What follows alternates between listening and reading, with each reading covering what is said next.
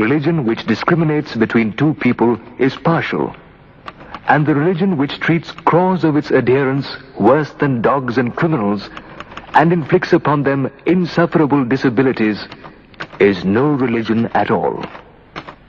Religion and slavery are incompatible.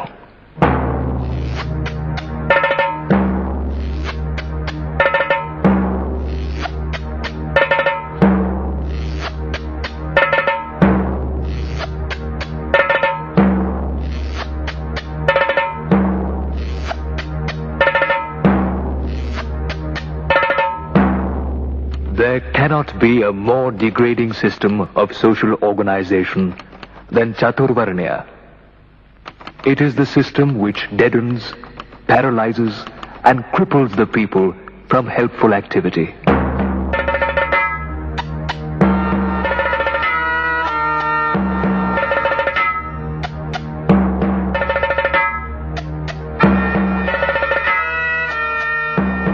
For centuries, they lived like this, in perpetual penury and social slavery.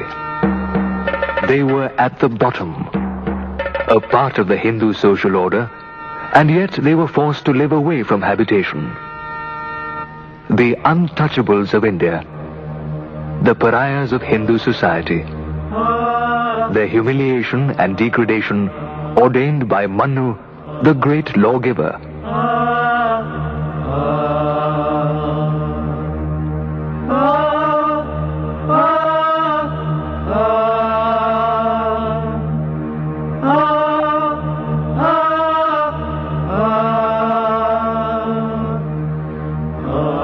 There came a man who gave his life to lift them up from the darkness of millennia-old social brutality and injustice, who gave them dignity, self-respect, and a will to fight for their human rights.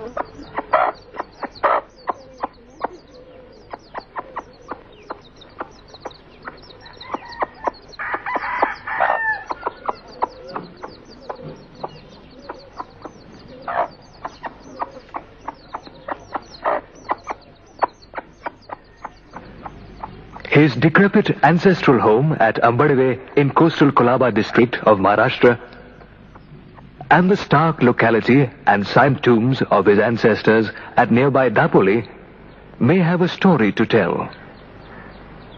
A story of brutal social exploitation sanctioned by religion and the sacred scripts, of miseries imposed by a perfidious and inhuman social system.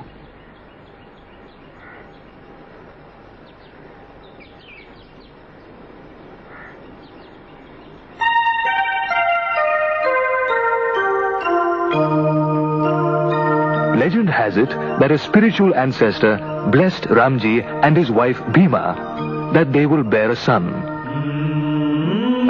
who will brighten the dark horizon of his people. The son, Bhimrao, was thus born on 14th April 1891 in the military colony of Mhau in Madhya Pradesh, his father being a Subedar major in the Indian Army. Though an untouchable, the father was a devout admirer of the famous Saint Kabir and taught his songs to Bhimrao, who was greatly influenced by the humanistic ideals of the medieval secular saint. जो बिछुड़े हैं प्यारे से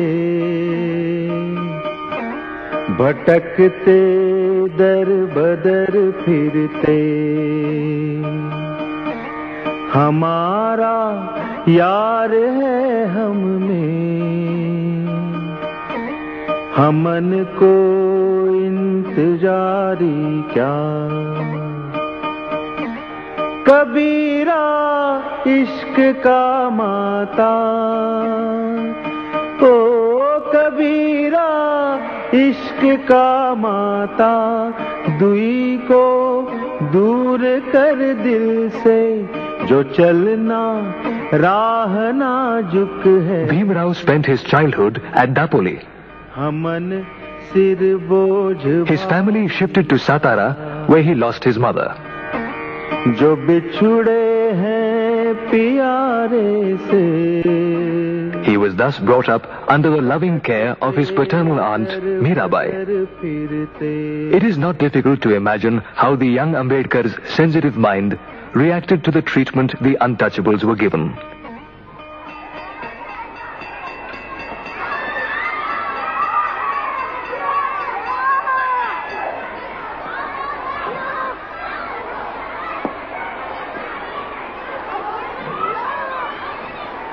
In school, the teachers were kind and compassionate.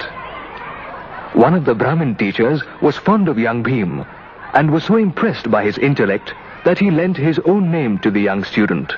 And thus, Bhim Rao Ambedkar became Bhim Rao Ambedkar.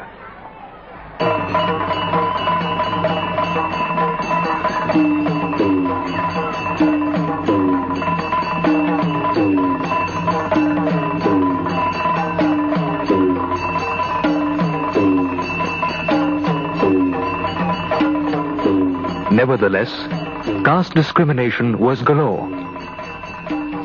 The barber would not touch Bhim's hair for fear of being polluted. It was his sister who trimmed his hair.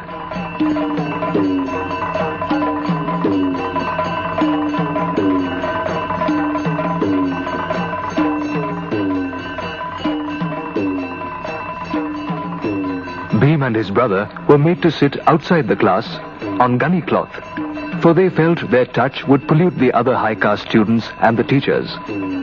Bhim could not drink water from the common pitcher. Learning Sanskrit was taboo for the untouchables. The orthodox teachers dared not allow young Bhim to learn the language of the Vedas. Later, in the cosmopolitan Elphinstone School at Bombay too, Bhim had to suppress his fervent desire to study Sanskrit and was forced to take Persian instead.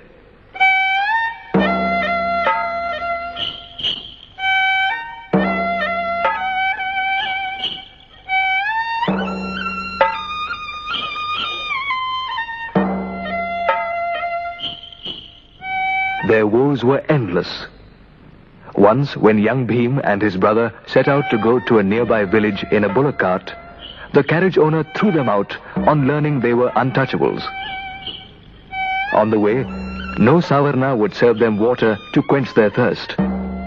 Go away, people said, and asked them to drink from a filthy wayside pool.